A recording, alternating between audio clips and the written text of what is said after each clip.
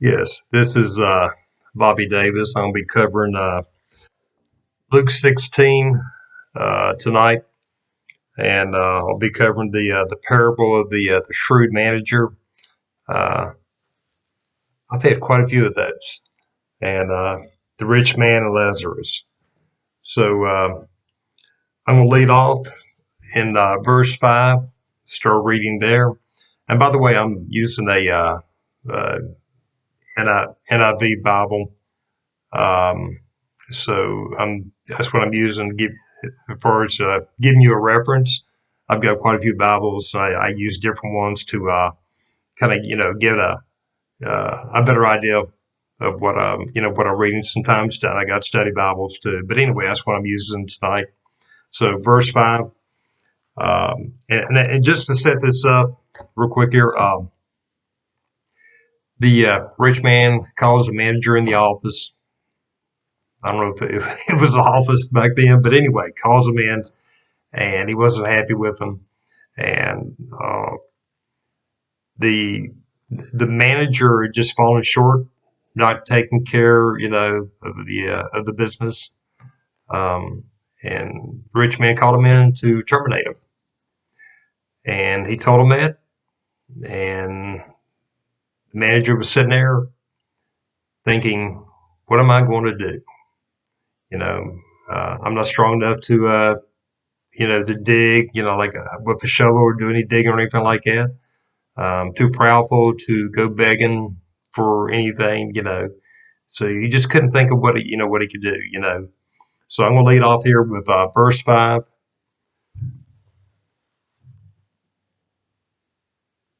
So the manager, so he called in each one of this master's debtors.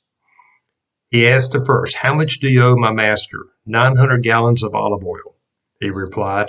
The manager told him, "Take your bill, sit down quickly, and make it for 450 gallons. So he told him that, and the Bible doesn't say this, but typically when that happens, the manager would consider that account closed, paid in full, and he's going to take the money and run. And the master won't get a penny, and the manager's going to take it all. So that's what sounds like what's going on here. And he goes to another debtor, and the manager asks the second person, "How much do you owe?" 1,000 bushels of wheat, he replied. He told him, "Take your bill, make it 800." So made it 800, and I'm sure he paid him for 800 bushels of wheat, and I'm sure the account was considered paid in full.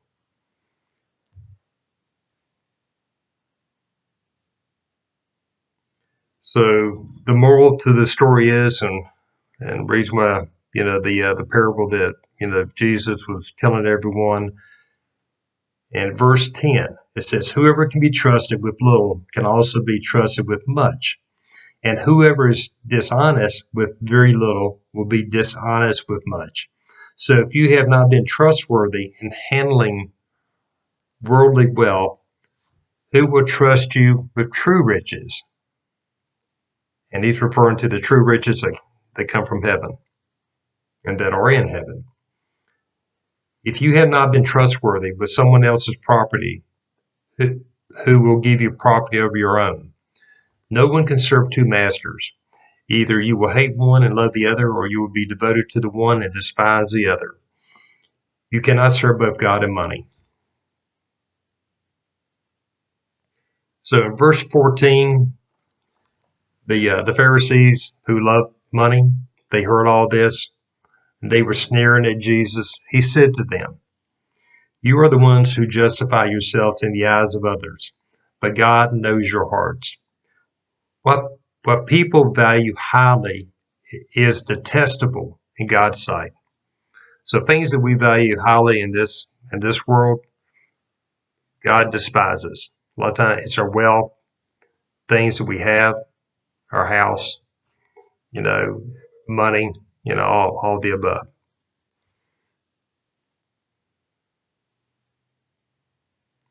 Okay, the next thing I'm gonna read, the rich man and Lazarus.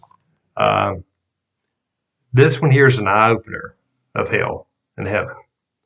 And I'll, just just to let you know, when I was reading, and I've read this before. It's been a while. Uh, what separates heaven and hell? There's this vast chasm that separates heaven and hell. And I'll be going into this here in a few minutes. But some of the things are very noteworthy in regards to this story here. Is that the profound difference, and that's what chasm is too. It's a profound difference in something, like rich people and poor people. That would be one thing.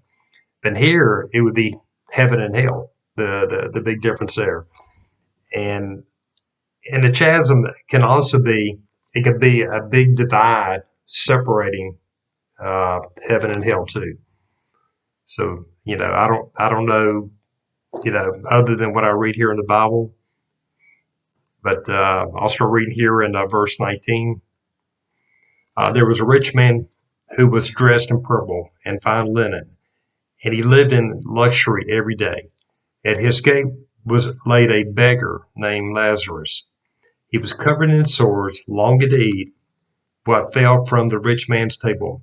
Even the dogs came and licked his sores. And I mean, that's pretty bad. Um, the time came when the beggar died, and the angels carried him to Abraham's side. The rich man also died and was buried. In Hades, where he was tormented, he looked up and saw Abraham far away, and with Lazarus by his side. So he called to him, Father Abraham, have pity on me, and send Lazarus to dip the tip of his finger. I mean, the tip of his finger, and cool my tongue, because I am agony in this fire. I can't. I can't. That says it all. I can't imagine that. But Abraham replied, Son, remember that in your lifetime you received good things, while Lazarus received bad things. But now he is comforted here, and you are in agony. Now it goes to describe the difference, between heaven and hell, and the great divide.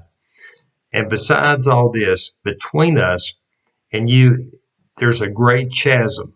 It's been set in place so that those who want to go from here to you cannot, nor can anyone cross over from there to us. He answered, Then I beg you, Father, send Lazarus to my family, for I have 5 brothers. Let him warn them so that they will not also come to this place of torment. Abraham replied, They have Moses and the prophets that they can listen to. No, Father Abraham, he said, but if someone from the dead comes to them, they will repent. He said to him, If they do not listen to Moses and the prophets, they will not be convinced, even if someone rises from the dead. And that stands true today. There's no, when we go to church, or maybe watching a sermon on TV, just whenever the Lord reveals himself to you, if you don't make a decision then, sometimes you never know. I mean, the day will come, and that might be the last time that you had an opportunity. So that first and foremost, just follow your heart, swallow your pride, and just, if you're in church and the pastors, you have an opportunity and the Lord's speaking to you, go up front, go to the altar, and just give your life to Christ.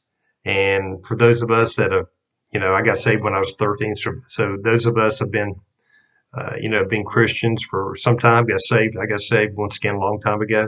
Um, it's so important that we stay away from sin as much as possible, because I I can stay close to the Lord all the time if I stay away from sin. So I would never want to jeopardize my relationship with Christ because of sin. So that's the most important thing to me is just keep that relationship that I have with Christ. And if you cannot have a relationship with Christ and live in sin too. And I'm not saying we all live in sin. I'm not saying that there's a difference. I always hear people say, I am trying, I'm trying to live a Christian life, but it's hard, right? If you keep your way from sin, I mean, and when you do, you just repent and God forgives you and, you go on. I mean, it's all good. I mean, just learn from it. Like Jesus says in the Bible, just go and sin no more. But the biggest thing that I've noticed, and I've learned through, my life, stay away from sin and pray. And every time you pray, believe in what you're praying. Because it's not so much you're believing what you're praying, but you believe in who you're praying to. There's a difference. So if you do that, that's going to be the biggest difference. In fact, it's a huge difference. If every one of us had been saved early in our life, it's never too late to get saved, by the way. But what a difference it would have made in our lives if we'd been saved when we were younger, because all those mistakes we made, we would have had a new heart because of Jesus, and we would have made different decisions than the ones we made. So that's the biggest difference right there. And by the way, when you pray for people, just remember there's no easy button when you pray. The God has to work on their heart, because everybody that meets Jesus has to be prepared to meet them. He chooses every one of us.